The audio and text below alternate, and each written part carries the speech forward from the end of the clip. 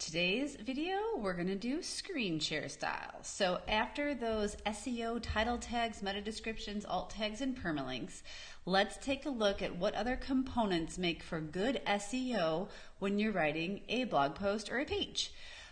Because, you know, a lot of the focus of SEO really is on all sort of the behind the scenes things that you are doing to make the most of your website pages or blog posts. But there are important best practices that you should follow for the on-page content that people are reading and seeing as well. So that's what this video is going to focus on. And I will go ahead and link up in the comments the couple videos that we've done previously that talks about sort of SEO from a primer, like an SEO basics standpoint, as well as how to add those title tags, meta descriptions, and alt tags to your website and exactly what those are.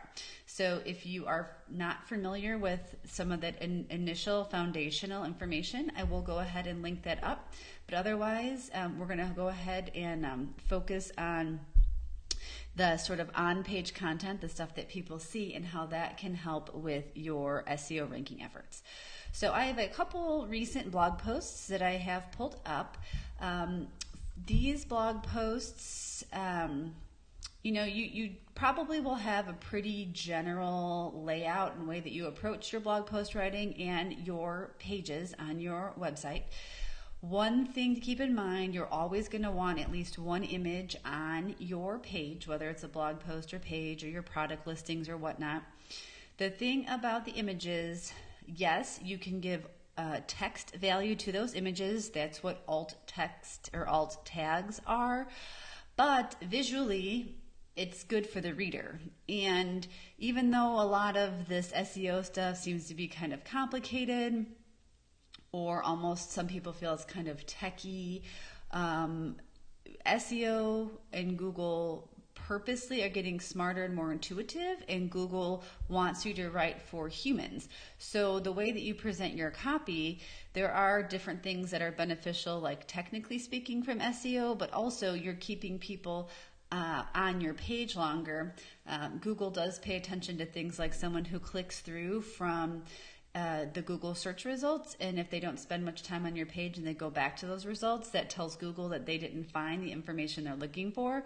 So presenting all your content in a very reader-friendly way actually does help with those ranking of your pages and your blog posts.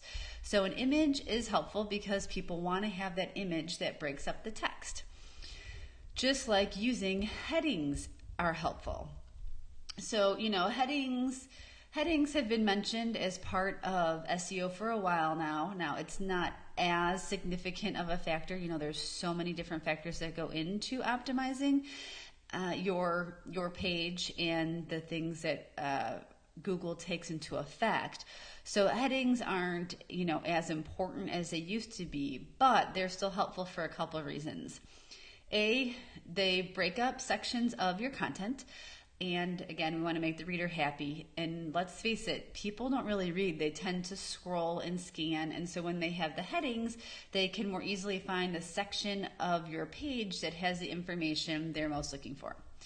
Second, it is a great way to include more of those keywords, those important keywords, your keyword phrase that you're shooting for on your page. So it's just additional chances when you're using your headings to insert more of those important terms on your page that you are trying to include to help improve your ranking chances.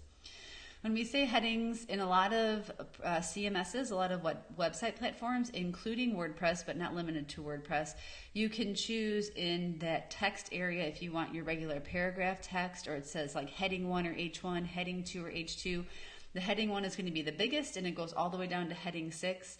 If you ever flip and look at the text view and you know anything about HTML, you'll just see like H1, H2, H3, all the way up to H6. So those are your heading tags, but you don't have to know HTML to use them. That's just what they look like if you do ever click over into that other view. So on this page, for example, the Your Instagram Strategy, 2 Ways to Approach It, that's an H2, and the Standard Instagram Strategy is an H3. And I have a separate section here for another version, because this blog post is about 2 different ways to approach your Instagram strategy. So headings are a great thing to have. It's not going to make sense all the time, but if you are listing things, using bullet points is effective. Again, it helps people who are just scanning stuff. They look for the important stuff that they need, and they get the information that they are seeking. You'll see on my site, because of the colors of my site, anytime I hyperlink something, the text color is green. So interlinking between other posts or pages or products on your website is also helpful from an SEO standpoint. It's helpful from a reader standpoint, and it helps keep people on your site longer, which also helps you from that SEO ranking standpoint. A bounce is when someone visits your site and they leave from the same page that they started on. So they just come, see that page, and then they leave.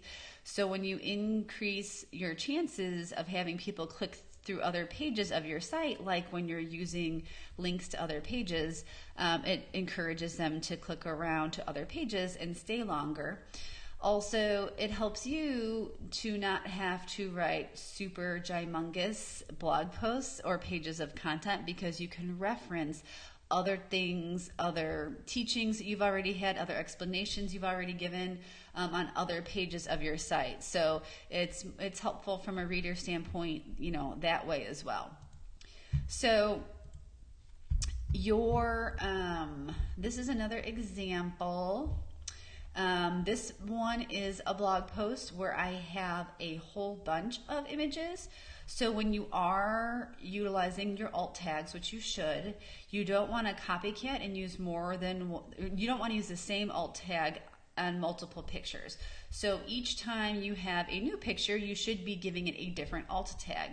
So in this case, this blog post is very much a how-to or an explanatory blog post. So each step of the process, that image that is situated there describes whatever that part of the process is. So while your alt tags are different, they naturally include what we call sort of those conversational variations. Whether it's through your alt tags or just the regular content that's on your pages and posts, you want to make sure the words that you're writing don't sound robotic. That was popular years ago, where Google was looking for exact match keyword phrases over and over and over. But Google, because it wants you to write for humans, wants you to have those conversational variations that you would just naturally have if a customer was talking to you or asking a question. So the more images you have on a page, the more chances you have to have some of those keyword phrases, but natural variations of those keyword phrases included through alt tags for those additional images. So those are probably the main points of the content that you actually see on the page.